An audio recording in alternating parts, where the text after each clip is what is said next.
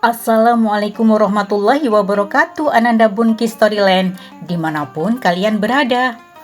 Semoga kita semua senantiasa dalam rasa syukur atas karunia dan rahmat dari Allah Subhanahu wa Ta'ala ya.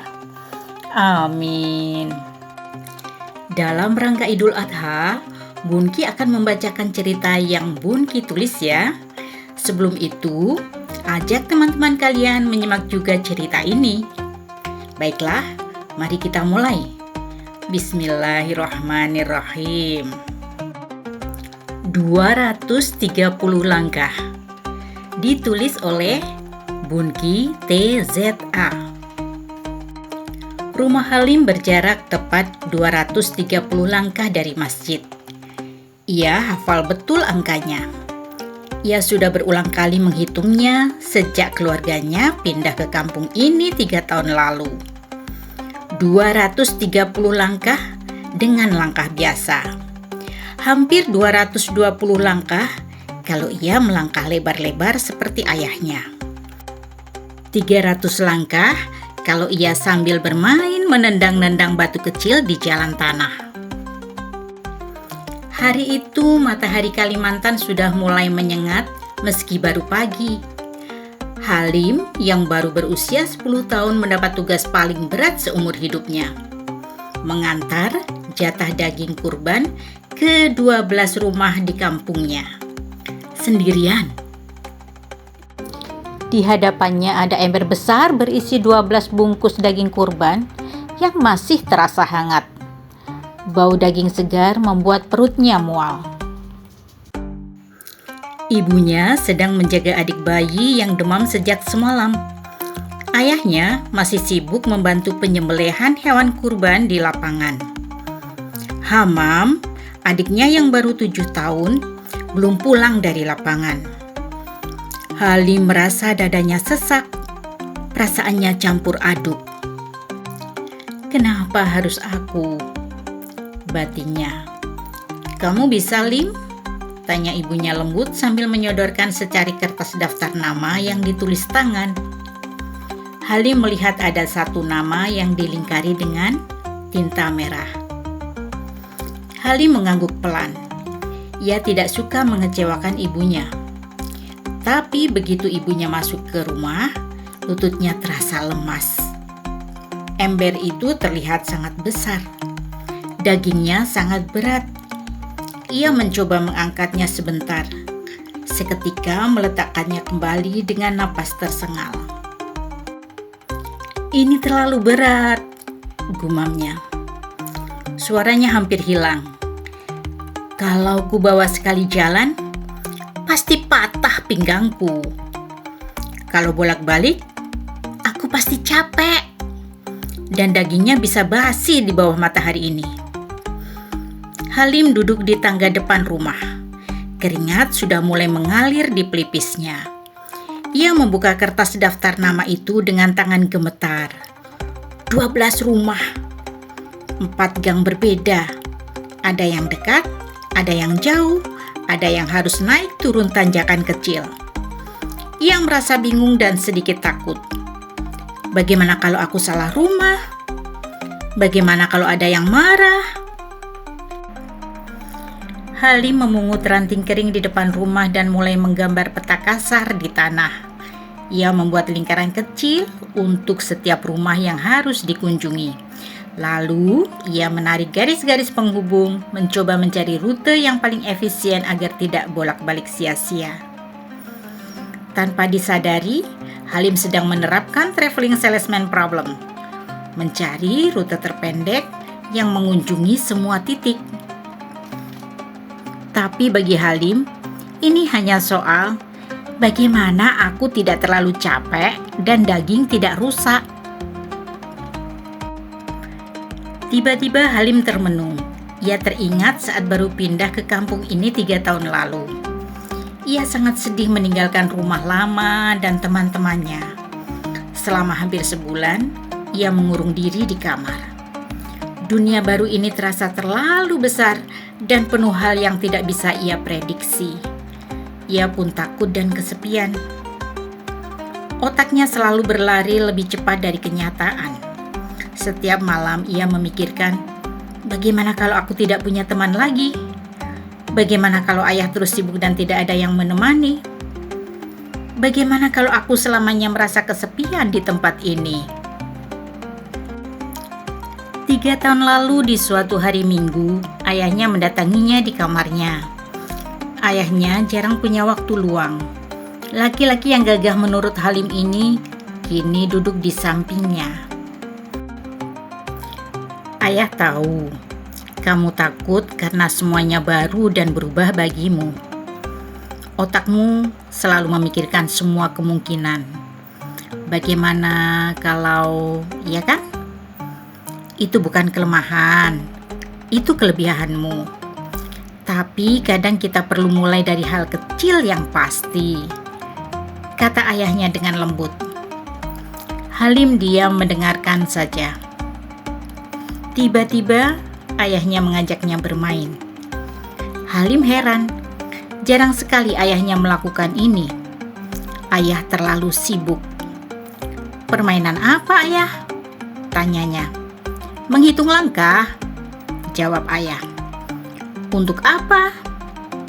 Menemukan tempat yang paling kamu suka dari angka yang kamu suka, kata ayah. Aku suka angka 25. Itu bagus. Sekarang kita ke masjid saja dulu. Kan sebentar lagi azan zuhur, kata ayah. Tanpa banyak tanya, Halim mengikuti langkah ayahnya. Ia mulai menghitung. Keduanya memiliki lebar langkah yang berbeda. Wah, masjid tempat yang bisa bikin aku nyaman ya. Langkahku 250. Kamu suka? Halim mengangguk. Ia merasakan kehangatan di hatinya. Senyumnya lebar. Sejak saat itu Halim tidak pernah berhenti menghitung langkah dari satu tempat ke tempat lain. Ia mulai berani keluar rumah. Ia menghitung langkah ke rumah teman, ke sekolah, ke warung, bahkan saat bermain. Perlahan ketakutannya terhadap hal yang tidak terduga jadi berkurang. Menghitung langkah menjadi caranya menghadapi ketidakpastian. Setelah mengingat kenangan itu beberapa menit, ia tersenyum kecil. Rutenya sudah jelas.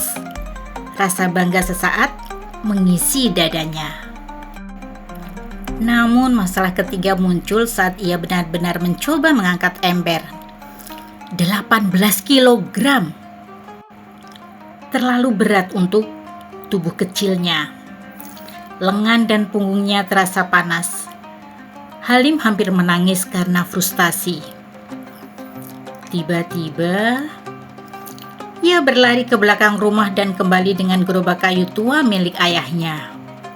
Gerobak itu berderit keras saat didorong. Halim menata semua bungkusan dengan hati-hati, lalu ia berpamitan kepada ibunya. Aku berangkat, Bu. Hati-hati ya nak, semoga Allah mudahkan. Langkah pertama terasa ringan penuh semangat. Tapi semakin jauh, semakin berat. Matahari semakin tinggi. Keringat mengalir deras di punggung dan wajahnya. Setiap kali gerobak melewati lubang jalan, bunyinya mengingatkan betapa berat tugas ini. Rumah pertama dan kedua lancar. Bu Darmi tersenyum lebar dan mendoakan keluarganya. Tapi di rumah ketiga, Pak Udin tidak ada di rumah. Halim bingung. Ia tidak punya HP untuk menelpon ibunya. Akhirnya, ia menitipkan bungkusan ke tetangga sebelah sambil mengulang pesan berkali-kali. Semuanya masih bisa diatasi hingga ia tiba di rumah ke-8. Rumah Pak Sarmin. Halim berhenti di depan pagar kayu. Hanya 16 langkah dari gang utama, tapi terasa seperti mendaki bukit. Jantungnya berdegup sangat kencang hingga telinganya seperti bisa mendengarnya. Ingatannya meloncat ke bulan lalu. Saat itu ayahnya bertengkar hebat dengan Pak Sarmin soal batas tanah. Sejak saat itu tidak ada sapaan. Bahkan Pak Sarmin melarang Halim bermain bola dengan anaknya, Yahya namanya. Yahya, sahabat pertamanya saat baru pindah ke kampung ini. Halim sedih sekali, sekaligus takut. Nama Pak Sarmin dilingkari merah di kertas ibunya. Halim menatap lingkaran merah itu lama sekali. "Kenapa ibu memberi tugas ini padaku?" tanyanya dalam hati.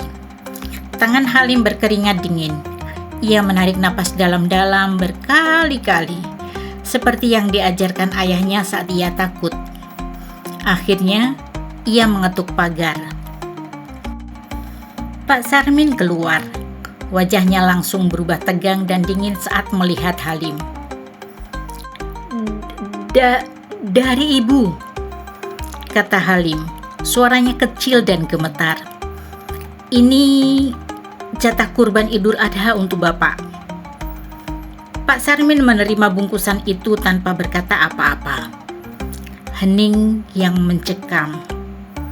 Halim sudah hendak membalikkan badan ketika suara pelan, hampir seperti bisikan, terdengar. "Sampaikan terima kasih ke orang tuamu." Halim terpaku. Detik berikutnya, suara riang Yahya terdengar dari dalam rumah. "Nanti sore main bola yuk, Lim."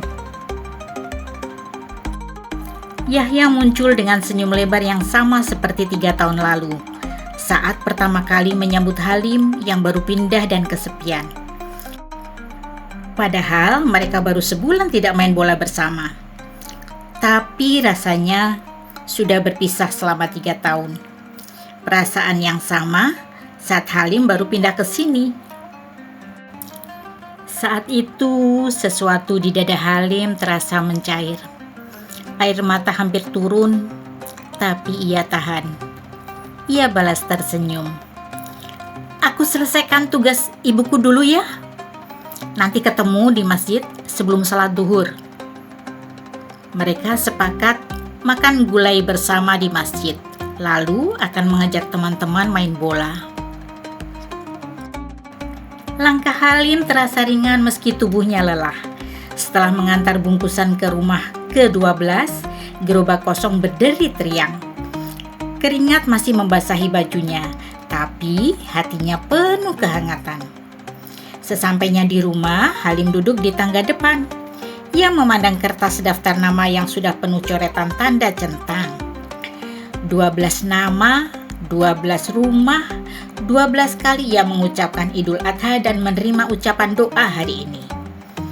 Tapi yang paling mendebarkan jantungnya adalah lingkaran merah pada nama Pak Sarmin dan kalimat sederhana yang diucapkan Pak Sarmin padanya. Nah, demikianlah kisah Idul Adha bersama Halim dan Bunki. Bagaimana pengalaman Idul Adha kalian? Coba diskusikan cerita ini dengan teman-teman kalian, orang tua, dan juga guru kalian. Sampai jumpa di cerita Bunki selanjutnya. Wassalamualaikum warahmatullahi wabarakatuh.